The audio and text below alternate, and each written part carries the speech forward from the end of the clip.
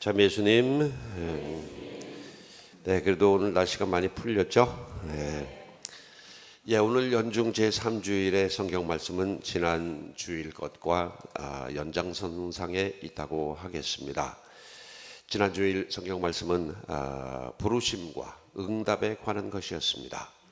신앙은 내가 선택한 것이 아니라 하나님께서 나를 불러주신 것이고 우리는 거기에 저 여기 있습니다 라고 답을 한 사람들이다. 그리고 거기에는 마치 어린아이가 자기 엄마에게 절대적인 신뢰를 보여주듯이 하나님께서 어미가 자식을 버릴지언정 나는 너를 버리지 않겠다라는 그 약속을 믿고 정말 그분께 절대적인 신뢰와 믿음을 요구한다고 그렇게 말씀을 드렸습니다. 그리고 때로는 우리가 이 머리로 이해가 잘 안 되는 부분 그런 것들 있을 수 있겠지만 본래 이 초월적인 그런 존재에 관한 거는 어쩔 수 없이 우리가 이해가 잘 안 되는 부분이 많이 있을 수밖에 없습니다.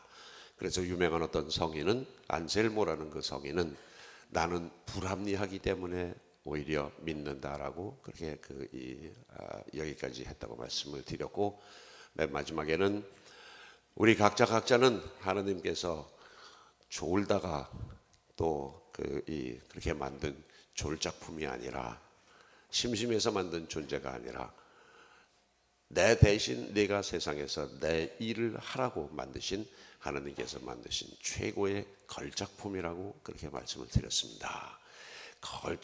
하나님이 만드신 최고의 걸작품이라고 그러니까 어떤 양반이 박수까지 치셔서 되게 좋으셨던가 봐요. 오늘 비슷합니다. 부르심과 응답에 관한 이야기입니다. 하나님의 부르심이라는 게 이게 얼마나 무서운 거냐 하면 오늘 제1독서에 나오는 그 요나에 관한 이야기를 통해서 우리가 볼 수 있습니다. 본래 하나님이 진노하셔서 그 세상이 너무 타락하고 부패해갖고 이제 저것들을 다 없애버려야 되겠다라고 결심하고 벌을 내린 대표적인 도시는 소돔과 고모라입니다. 그 얘기는 다들 많이 아실 거예요. 그런데 거기에 못지않게 타락한 그 도시가 하나 있었으니 그 니니베라는 도시입니다. 그때 하나님께서 이 요나라는 사람을 선택을 합니다. 너 내 대신 저 니니베에 가서 너희들이 회개하지 않으면 내가 벌을 내리겠다라고 가서 전하여라 라고 했더니 이 요나는 덜컥 겁이 났는지 나 못합니다라고 거부를 해요. 그리고 도망을 가요. 배를 타고 어디 하나님의 눈길이 미치지 않는 먼 곳으로 가겠다고 배를 타고 가는데 하필이면 그때 풍랑이 일어나갖고 마치 우리나라에서 효녀 심청이 바다에다가 던져갖고 제사 지내는 것처럼 지금 이 풍랑은 우리 중에 누군가가 죄가 많아가지고 이게 이런 현상이 일어나는 것이니 누구 하나를 제비 뽑아서 그 바다에 던져가지고 그 용왕님께 제사를 지내자라고 해서 제비를 뽑았는데 하필이면 그 요나가 뽑힙니다. 그리고 사람들은 그 요나를 바다에다 던지죠. 그랬는데 큰 물고기라고 요즘은 번역을 합니다만 옛날에는 고래라고 그랬어요. 고래가 덜컥 와가지고 요나를 꿀떡 삼켜가지고 그 뱃속에 3일간 거기에 머물렀다고 이제 얘기를 합니다. 그리고 다시 육지에다가 무태로 토해냈는데 거기가 바로 니니베. 그제서야 그 요나는 하나님의 뜻이 이런 거구나. 내가 어쩔 수 없이 거역할 수 없는 그러한 그 명령이구나라고 생각해서 거기에서 이제 사람들에게 그런 이야기를 하기 시작합니다. 며칠 지나면 여기가 망한다. 빨리 회개하고 우리가 그 표시를 보여주자. 그랬더니 높은 자리에 있는 사람부터 시작해서 모든 백성이 머리에 죄를 얹고 그야말로 회개하면서 이 자기 죄를 뉘우쳤다. 그래서 그 벌이 사해졌다. 이제 그런 얘기가 바로 오늘 제1독서에 나오는 요나서의 이야기입니다. 바로 그거죠. 내가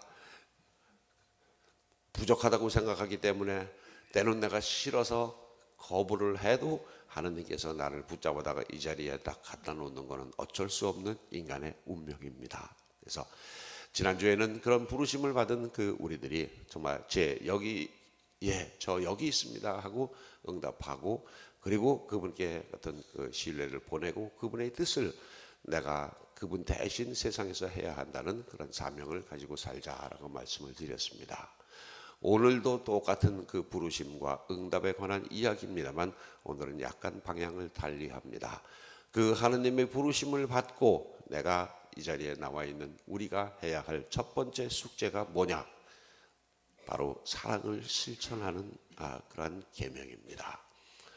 모든 그 이 하느님의 가르침 또 예수님의 가르침을 다 종합을 하고 한마디로 요약을 하면 사랑이라는 단어로 요약이 되고, 그 황금률이라고 얘기하는 그 이 말씀은 남이 너에게 원하는 그대로 너도 남에게 해주어라. 그게 내가 그렇게만 할 수 있다 그러면 여러분 여기 나와가지고 신부한테 야단 맞고 그럴 일 없어요. 그냥 그거 자체로 천사가 될 수 있고 하나님의 사람이 될 수 있을 것 같습니다. 사랑의 실천 중에서 오늘은 특별히 교회에서 정한 해외 원조 주일입니다. 지금 전 세계에 약 한 10억 명 가까이 먹을 게 없어서 굶주리고 있다고 얘기를 합니다. 그리고 전 세계의 그 이 구호기관인 카리타스라는 그 조직체가 있는데 국제적인 조직체고 우리나라도 가입되어 있습니다. 거기에서 금년의 목표를 제발 세상에 적어도 굶어 죽는 사람이 없게 하자. 교황님도 그렇게 말씀을 하세요. 지금 전 세계에 우리가 생산하는 그 식량이 우리의 먹기에 충분할 만큼 생산되고 있다. 그럼에도 불구하고 10억 명에 가까운 사람들이 먹을 게 없어서 굶주리는 이유는 우리가 서로 나누지 않기 때문이다. 뭔가 분배의 하여간 이 공평성이 없어졌기 때문에 그렇고, 이건 정의의 문제다. 나는 내 집에 그야말로 우리 집 냉장고에 이게 먹을 게 썩어서 갖다 버리면서 옆에 굶어 죽는 어떤 사람을 내가 외면한다면 그게 신앙인이겠느냐? 그게 사람이겠느냐? 아프리카의 그 구호 사업을 이렇게 많이 하던 그 이 탤런트 김혜자 씨 있죠. 그리고 또 이 박완서 씨도 이제 거기에 많이 관여를 했습니다. 그분들이 하신 말씀이 있어요. 내가 아프리카를 간 게 원죄다.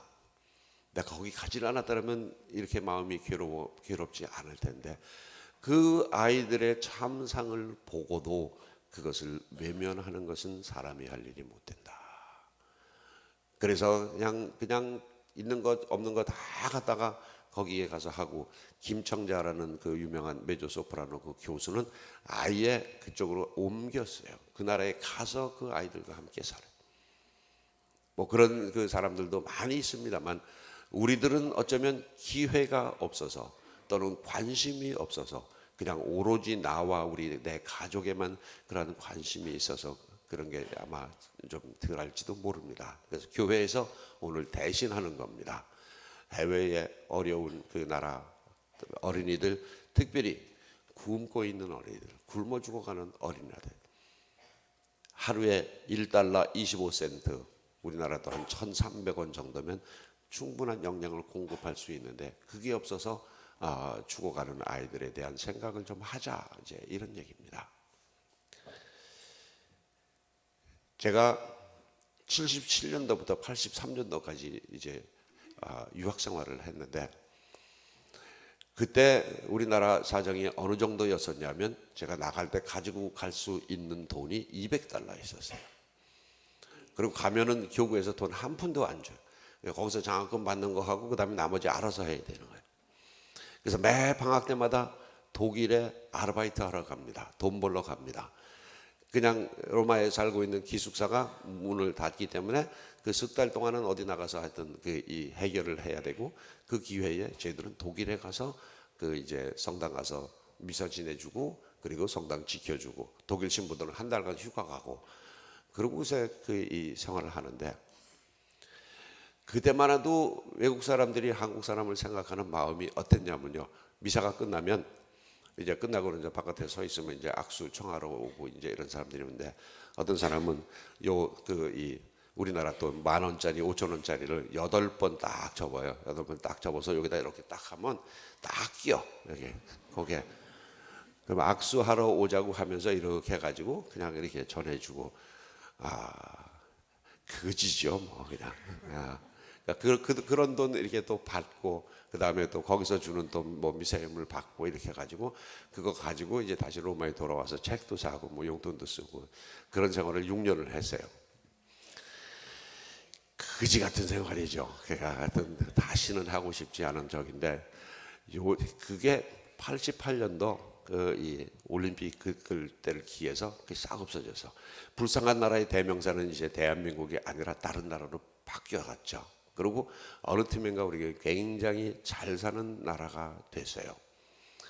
제가 한동안 이 로마 교황청에 속한 어떤 국제기구의 한국 대표 맡아서 이제 1년에 한 번씩 출장을 갔었는데 가면요. 그게 이제 2002년부터 이제 다니기 시작을 했었는데 가면 몇몇 나라 신부들이 이렇게 슬그머니 찾아와요. 한 120개국 대표들이 이제 모여서 하는 회의인데 야, 우리 어려운데 너 돈 좀 가져온 거 없냐? 그게 저기였었어요. 그만큼 내가 돈으로 보일 만큼 대한민국이 잘 사는 나라가 됐죠.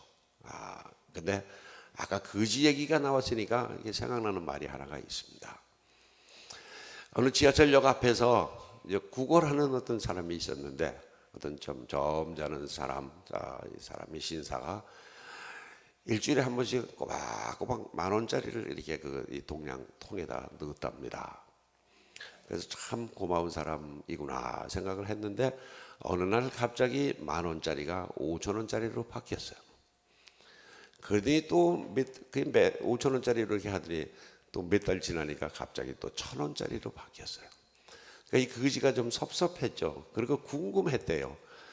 도대체 저 사람이 10,000원을 그렇게 잘 주다가 어째서 5,000원으로 바뀌고 또 1,000원으로 바뀌었을까? 하도 궁금해갖고 하루는 그 사람을 붙잡고 물어봤답니다. 선생님, 어째서 10,000원짜리를 주다가 5,000원으로 깎였고 또 그것이 어떻게 또 1,000원짜리로 이렇게까지 내려왔습니까? 했더니 그 남자가 하는 말이 10,000원을 줄 때는 내가 총각 시절이었고 5,000원을 줄 때는 내가 결혼을 해서 부양가족이 생겨서 그러니라. 근데 1,000원을 주는 거는 애가 생겨갖고 이 가족들 부양하기 때문에 할 수 없이 그렇게 됐다 이렇게 얘기를 하니까 이 거지가 은근히 화가 났는지 아니 그러면 당신은 내 돈을 갖고 당신 가족 부양하십니까? 이제 그랬답니다. 그죠? 9,000원은 자기 돈이라 이거지. 그냥 우스갯소리인데요. 세계들을만 해 지금 따지고 보면 어쩌면 우리가 지금 살아가는 그 모습은 남의 돈 가지고 내가 가족 부양하는지도 모릅니다. 우리 좋아하는 커피, 그 커피 노동자들 이 남미나 아프리카에서 커피 생산하는 그 사람들이 정말 하루에 일당 얼마 받는지 아세요? 뭐 그런 거 알면은 그 차마 커피 못 먹어요. 그냥 뭐 모르고 그냥 넘어갑시다. 그런데 적어도 이것만은 확실한 거는 정말 내가 가서 그 돈을 받는다 그러면 우리는 아마 그 주인 때려 죽인다고 대모를 했을 거예요 아마. 그럴 정도로 정말 비참할 정도의 아주 작은 이 월급을 받고 그들은 일을 합니다. 근데 그 중간에 장사하는 이 사람들은 그것을 뻥튀기 하고 우리 이 커피숍에 가서 4,000원, 5,000원짜리가 될 때 정말 그 사람들 고생하는 사람들의 그 사람들에게 당연히 돌아가야 할 그 몫을 어쩌면 중간에 어떤 놈들이 다 가로채고 있는 건지도 모르죠. 나도 그런 사람 중에 하나일런지도 모릅니다.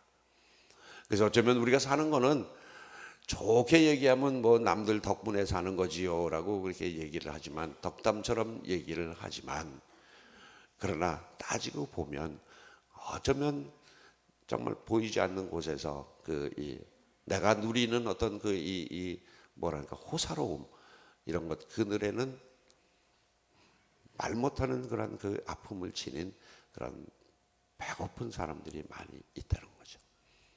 그런 사람들에게 우리 과거에 저는 어렸을 때 성당에서 나눠주는 강냉이 죽을 매일 줄 서서 그거 얻어 먹었어요. 그리고 거기서 주는 우유 갖다가 이게 끓여서 이렇게 해가지고 그거가 굳어지면 딱딱한 돌멩이처럼 되는데 그거 이게 그냥 갉아 먹으면 쥐새끼처럼 갉아 먹으면서 그렇게 간식으로 살았어요. 우리가 그렇게 어려운 때도 있었고 뭐 많은 사람들이 노력해서 지금 오늘날 이 모습 됐지만 그래도 지금 내가 어렸을 때 그 모습처럼 살아가는 사람들에 대한 그 관심과 적어도 연민의 정은 우리가 가져보자라는 게 오늘 주일의 정신입니다. 그러니까 이 점검 하실 때 열심히 좀 해주시고 적어도 중요한 거 하나님의 그 어쩔 수 없는 그 부르심에 이끌려서 이 자리에 온 우리 응답한 우리가 해야 할 첫 번째 그러한 그 소명은 사랑입니다. 사랑을 실천하는 그러한 우리의 신자들이 되었으면 좋겠습니다. 아멘.